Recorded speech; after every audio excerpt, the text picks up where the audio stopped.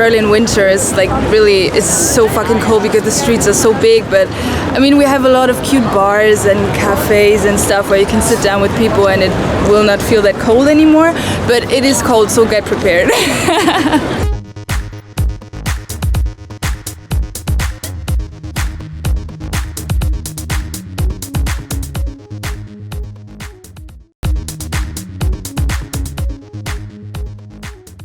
I'm from Switzerland, so we're also used to cold temperature.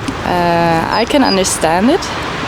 I'm also trying to not heat as much and looking at the temperature I have in my apartment. So far, as I'm not home that much, I don't really feel how cold it is in the apartment, so it's alright to sleep in a 19 or 20 degrees. The biggest problem would be the amount of light we have during a day because it gets dark very early. Yeah, it's kind of depressing for me, but I'm getting used to it kind of. But like, it's not like a big deal because like it's winter. Like even in Lebanon, there's winter and the light goes early during the winter. I'm Lebanese, so okay, it's not that cold in the winter, but it's kind of cold. Like we have like a very nice temperature the whole year. So like we really live the 4 seasons, and like we have different temperature during every season. So actually I don't know much about what the government said, but like until now we're not using like where I'm staying now, like it's really warm, even like when there's no heat on. So we're not like experiencing this yet.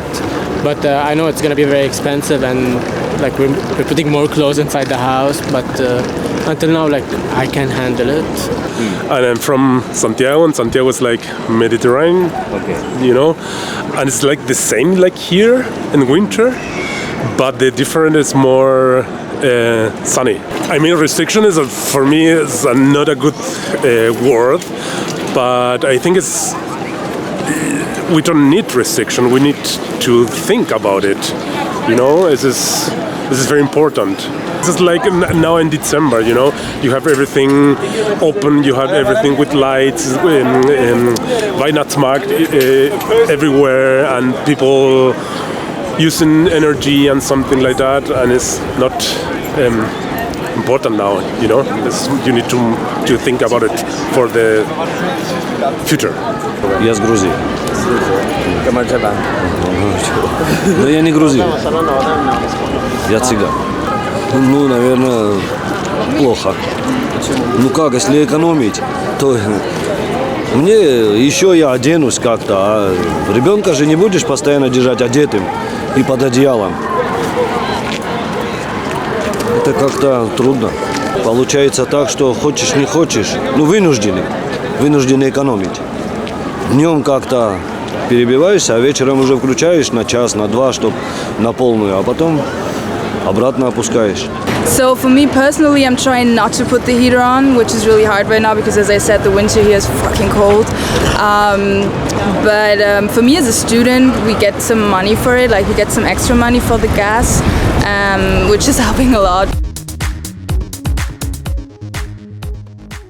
So it's recommended to heat until 19 degrees, or depending on which room, you can, I think, also heat on 20 degrees, and also shower not as long, don't take a bath. I have a bathtub, but I'm not using it. So yeah, things like this. I don't know about new measurements. I just see that the price basically double from last year. So that's all I noticed. Yeah. And then the government, so building from government, I think is they. Oh Gott, wie ist das Wort? You need to, or they need to have the, how do you say, the calefacción heaters till 24 degrees, I think. I don't know, I'm not sure. But yeah, not too much. Yeah. Actually, I don't. No. I just know that the gas got more expensive, like way more expensive, and that they're helping students and people that cannot afford gas that is way much more expensive. But I don't know about any extra restrictions. Are there any? Ну, как мне сказали не поднимай до меня поднимается этот до 27. Говорит, не поднимай столько, говорит, поднимай, говорит, ну до 20, до 22. Я говорю, 25, ну это уже, говорит, 20, 22, говорит. И, говорит, не постоянно держи, плита сгорает, вот такие вещи, говорит. Ну, сейчас на самом деле она не сгорает, просто экономию делают.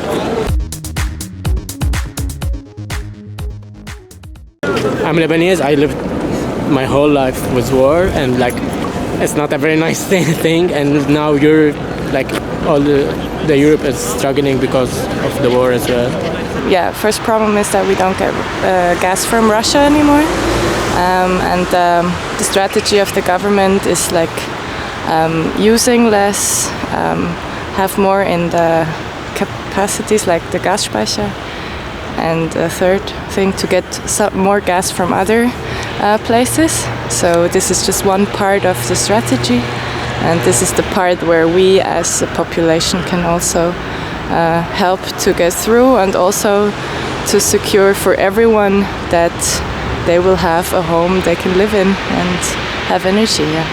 Okay, I mean the heating problem is the beginning, you know, and yeah, I told you we need to think about it to the future, you know, like these people. Okay.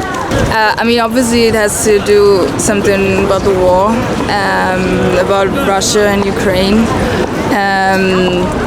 Yeah, so I know a bit about it. С войной в Украине, потому что сейчас война в Украине действует на Россию, Россия действует на всю Европу. Если так честно сказать, то Европа чем-то, не чем-то, а многим зависит от России. А эта война вообще привела к кризису. Еще не видно это так сильно. Это еще через года-два, если это еще продлится так, не дай бог, что все там решилось в Украине. Если решится, то хорошо, если не решится, то еще хуже будет. I understand why it happens, and I am politically for the action that made this happen. So, you know, I'm standing with it, but it also hurts people. Like, you have to acknowledge that.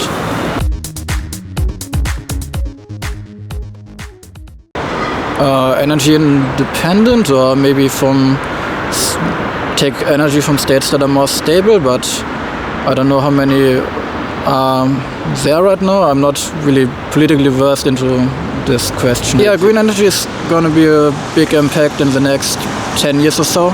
I don't think that it's a major factor in this crisis right now, but in the future, like, we have to switch into green energy, and then it's going to be a big part of our lives. New technology is getting involved, and political measures are being taken. So, yeah, I mean, I can't influence much, just vote, and what happens, happens. So that's my vision. So I think it makes sense to try to use less energy in any case, because it's like a double plus actually. It's good for energy sovereignty and also good against the climate change. So I don't have like any point against it, except for having less comfort a little bit. But yeah. It's on one side, of course, getting on the renewables, but to get them started, it takes time. So until then, we have to build this bridge and try to use less. And also, if we are totally renewable, I mean, to get renewables, you also have to use other energies, so it makes sense to use less. Thinking, empathy, thinking on the other people, thinking not only about you, thinking on the people, you know, because maybe I have everything now, but